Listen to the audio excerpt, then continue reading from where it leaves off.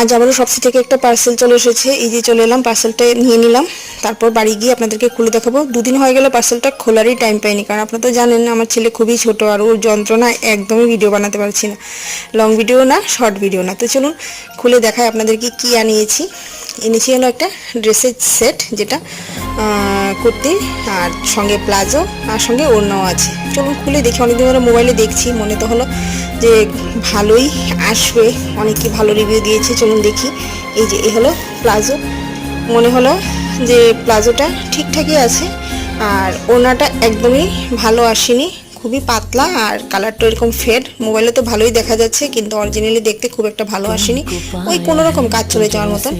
আর এই হলো কুর্তিটা, যেটা ওই ঠিকঠাকই এসেছে, খুব যে ভালো এসেছে তা নয়, আবার খুব খারাপ এসেছে তাও নয়। তো চলুন ঠিক আছে, আজকের জন্য এটুকুই। Thanks for watching. ভিডিওটা ভালো লাগলে অবশ্যই একটা লাইক করে সাবস্ক্রাইব করে